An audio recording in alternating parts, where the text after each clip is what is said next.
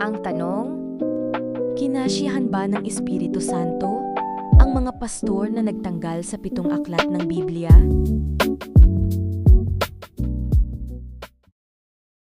Card bag sauce in hand. Balik na tayo ngayon sa ating tanungan. May tanong dito from Shy Tuber. Kinasihan din ba ng Holy Spirit ang mga protestante na nagtanggal ng 7 libro sa Old Testament na kinanonize ng Katoliko? Brother Junre ito. Brother Junre? Well, hindi talaga kinasiyahan yon dahil alam niyo po yung pong sulat ng mga sumulat ng mga propeta no? Ang sulat ng mga propeta po by the guidance of the Holy Spirit po yun, kaya tinawag yun na inspired book, no? Basahin natin ang ano ba dyan do, 2 Corinthians, 2 Timothy 3:16 nga ba dyan do? Basahin nga natin. 2 Timothy 3:16. 3:16. Sabi sa 2 Timothy 3:16, ganito ang ating mababasa. Ang lahat ng kasulatan ay kinasihan ng Diyos at kapaki-pakinabang sa pagtuturo ng katotohanan, sa pagsaway sa kamalian, sa pagtutuwid sa likong gawain at sa pagsasanay para sa matuwid na pamumuhay. Di ba? Lahat ng kasulatan ay kinasiyahan. Tapos, ngayon, dahil lang against ka sa ilang aral na nandun, aalisin mo, di ba? Tapos, maghahanap ka pa na kasiyahan ka ng Espiritu Santo. Sabi ni Panginoong Kristo, sinulat po yun para sa Kanya. No? Basahin nyo natin, Brother Jando, ang Lucas 24:26, 27, Brother Jando. Tandaan po natin to, ha?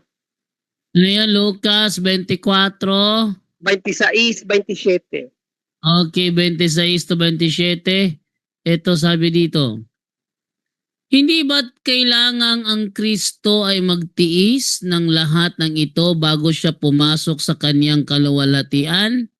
At ipinaliwanag sa kanila ni Jesus ang lahat ng sinasabi sa kasulatan tungkol sa kanya, simula sa mga aklat ni Moises hanggang sa mga sinulat ng mga propeta. Di ba? Lahat ng mga isinulat ng propeta simula kay Moises para yung kay Panginoong Kristo. Sino man nagdidikta noon? 1 Peter 1:10 and 11.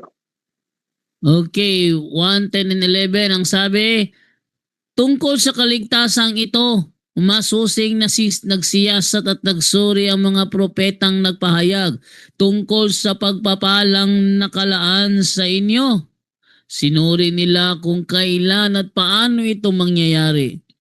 Ang panahong ito ang tinutukoy ng Espiritu ni Kristo na nasa kanila nang unang ipahayag nito ang hirap na titiisin ni Kristo at ang karangalang tatamuhin niya. Kita niyo? Yung mga kasulatan na iyon, isinulat yun para kay Kristo. At sino yung nag-guide sa mga propeta na iyon? Ang Holy Spirit. Idinig ko mga sa 12 ba dyan do? Sa 12? Oo. Nang kanilang ipahayag ang katotohanan ito, ipinaunawa sa kanila ng Diyos na ang ginagawa nila ay para sa inyo at hindi para sa kanila. Ang mga katotohanan ito ay narinig ninyo ngayon sa mga nangangaral ng magandang balita sa kapangyarihan ng Espiritu Santo. Diba? Espiritu Santo, gawa ng Espiritu Santo ang lahat ng papapahayag sa kasulatan. So ngayon, yung gawa ng Espiritu, aalisin lang ng mga protestante.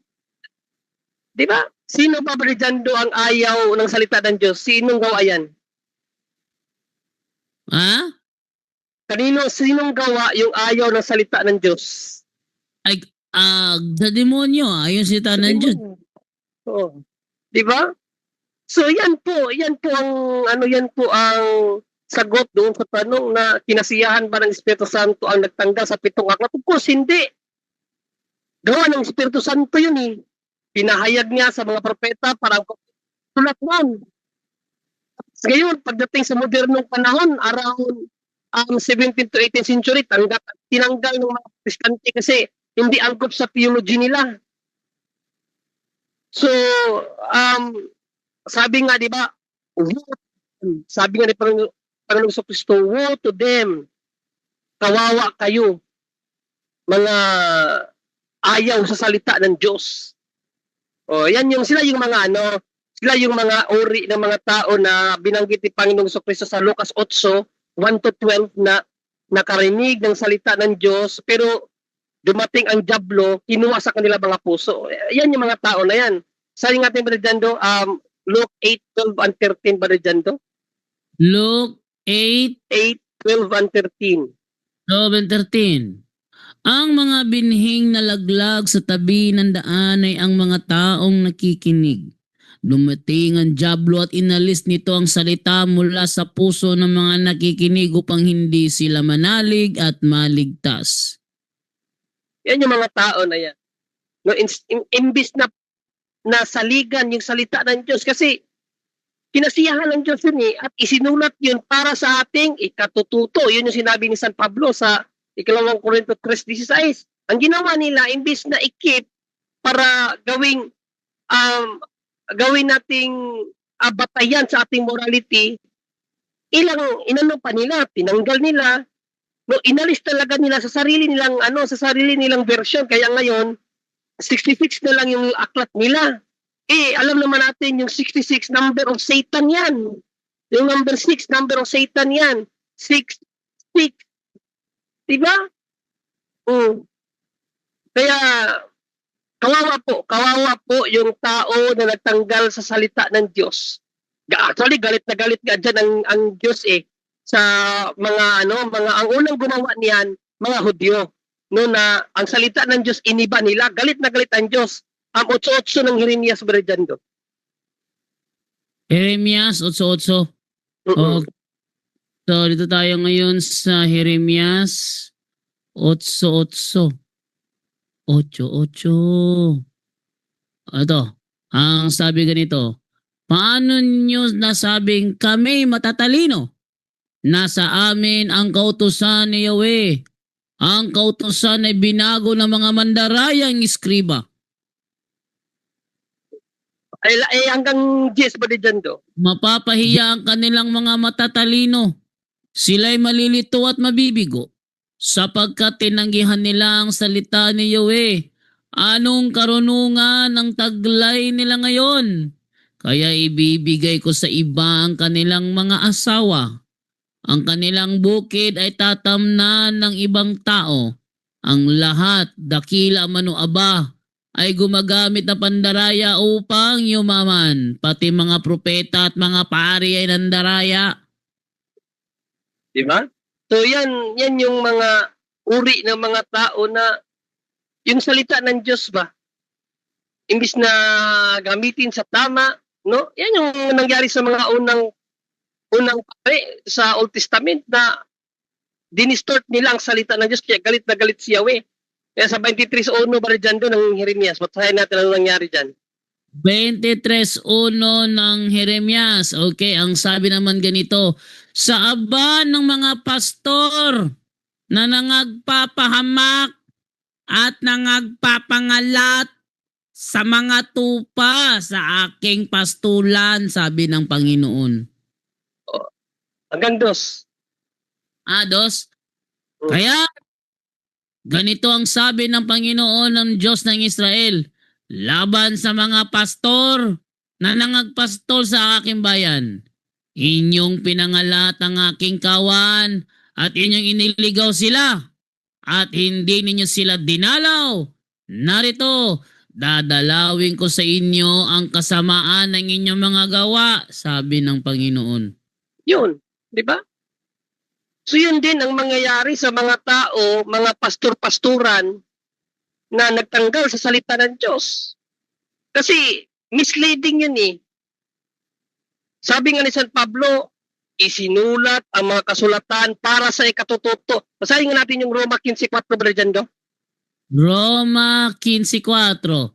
Okay, ito tayo sa Roma naman. 15:4 sabi dito, ano mang nasa kasulatan noon pang una ay nasulat sa ikatututo natin. Kaya galit na galit ang Diyos sa mga taong ganyan. Ano sabi niya doon sa Jeremias 23:2, Brother Jando, balikan natin. Jeremias 23:2, sabi niya dito, balik tayo sa kaya't ganito ang sabi ng Panginoon ng Diyos ng Israel laban sa mga pastor na nangagpastol ng aking bayan. Inyong pinangalat ang aking kawan at inyong iniligaw sila at hindi ninyo sila dinalaw. Narito dadalawin ko sa inyo ang kasamaan ng inyong mga gawa, sabi ng Panginoon. Naiintindihan? Kaya pala sila nangalat. No, grabe no. Yan rin nasa 10:21 naman ng Jeremias, sabi, Mm. kat ang mga pastor ay naging tampalasan at hindi nagsisangguni sa Panginoon, kaya't hindi sila magsisiginhawa at lahat nilang kawan ay nangalat. Ayun. Kita niyo mga kapatid, umabot na sila ng 50,000 Brother Jando. 50,000 na. Sobrang kalat na nila. So yun mga kapatid, yun po ang reason kung bakit ang dami na ngayong misleading, na mislead na sa katuruan ng Diyos. Kasi dahil po sa mga pastor na yan. At saan nag-umpisa yan? Sa pagtanggal nila sa 7 aklat. Yan po ang kinahihinatnan ng mga nandaya, no? At thanks be to God na nagpadala siya ng simbahan. Dahil ang simbahan po ang nagkeep po sa 7 aklat na yon. Kaya nga po tinawag siya na Deuterocanonico. Tinawag yan sa theology natin na Deuterocanonico or Deuterocanonical. Ano ba ibig sabihin ng Deutero? Deuter means sikan, canon, pagpili, or pag-canonize, pag-authorize. Yeah, Deuterocanonico, sikan canon. Kasi nung first canon, tinanggal yan ng mga Hudyo. Hudyo mismo ang nagtanggal niyan. Kaya ang simbahan, ginawa ng simbahan, ibinalik ng simbahan yung tinanggal ng mga Hudyo. Kasi salita ng Diyos yun eh, ibinalik ng simbahan, kaya tinawag na Deuterocanonico. Tapos umabot ng 17th century, nalaman ng mga protestante na ay tinanggal pala ito ng mga Hudyo. Kaya ang ginawa ng mga protestante, ginaya nila ang mga Hudyo. Resulta ngayon, hindi kulang ang kanilang Old Testament. Di ba? Kulang. Galit na galit ang Diyos sa mga Hudyo kasi nga tinanggal nila ang salita ng Diyos eh. Jeremias 8:8 hanggang 10, galit na galit ang Diyos. 23:1-2 ng Jeremias. Galit na galit ang Diyos sa kanila tapos ginaya ng mga protestante ngayon. Di ba? Kaya, woe to them. Yan po ang sagot natin, Brother Jando. Kung tanong, kinasiyahan ba ng Diyos ang nagtanggal sa 7 aklat? Hindi. Ang sagot natin dyan, biblically, woe to them. Yan lang, Brother Jando. Okay, ito naman galing kay Catherine Villorente. Kasalanan ba sa Diyos kung ayaw makinig sa katotohanan ng isang tao? Sasabihin ko na lang ba na, woe to you? Brother Angel. Ang nagsabi niya si Bro Junri kanina, woe to you. Bro Jandre, go ahead. Sabi niya, woe to you, ginaganyan niya yung mga protestante. Ano yung Brother Jando? Sabi ito, kasalanan ba sa Diyos kung ayaw makinig sa katotohanan ng isang tao? Sasabihin ko na lang ba na, woe to you? Okay, kasalanan ba? Basahin natin ang Lucas 10:16, Brother Jando. Okay, Lucas 10:16. Anong sabi dito? Timasahin na. Okay. Ito sabi sa Lucas 10:16. Sinabi ni Jesus sa kaniyang mga alagad, ang nakikinig sa inyo ay sa akin nakikinig. Ang nagtatakwil sa inyo ay nagtatakwil sa akin. At ang nagtatakwil sa akin ay nagtatakwil sa nagsugo sa akin. Ang hindi pakikinig sa simbahan ay para na rin hindi nakikinig sa Diyos at nagtatakwil sa Diyos. Sa tingin niyo, hindi kasalanan yon, no?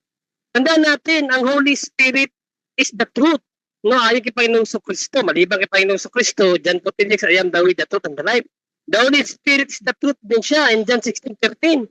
Basahin nga natin, Brother Jando. Ano yan? John 16:13.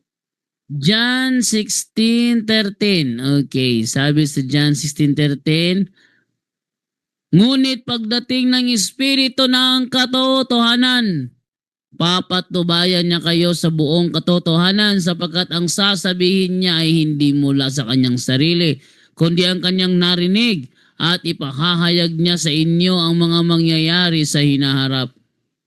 Mm. Ang Holy Spirit ang magtuturo sa atin ng katotohanan yung itong aklat. Katotohanan yun eh. Anong tawag mo sa mga tao ngayon makinig sa katotohanan? Di ba? Who to you? Yung pagsabing who to you, hindi po sa akin yan. Si Panginoon sa Kristo po nagsabi niyan. Nung binalaan niya ang mga Hudyo dahil sa hindi pakikinig, hindi pagtanggap sa kanya, sinabi ni Panginoon sa Kristo, who to you? Ang nasa Ano Bible, yan? Brother Oh, John Ray. nasa Bible nga. Nasa Nas- ano yan, sa King James Version. Basahin mo ba dyan do? Be unto the pastor that destroy and scatter the sheep of my pasture, said the Lord. Oo. Sino daw yung sinabyang hutoyo? Yung mga pastor na nagpapakalat sa pastol ng Panginoon. Hindi po sa akin ang galing yun. O bakit hutoyo? O basahin natin ba dyan do, bakit hutoyo? Bakit? O 2 Thessalonians 2:10-12. Basahin natin bakit hutoyo ang ayaw makinig sa katotohanan. 2 Thessalonians 2:10. 2:10-12. King James pa rin? Tagalog na lang para mas maunawaan. Okay, Tagalog para mas maunawaan. Sabi, gagamit siya ng lahat ng uri ng pandaraya sa mga mapapahamak dahil ayaw nilang mahalin ang katotohanan na makakapagligtas sana sa kanila. Dahil dito, hahayaan ng Diyos na sila ay malinlang ng espiritu ng kamalian at maniwala sa kasinungalingan. Sa gayon, mapaparusahan ng lahat ng natuwa sa paggawa ng kasamaan sa halip na maniwala sa katotohanan. Hindi ba hutuyo yan sa mga ayaw tumanggap sa katotohanan?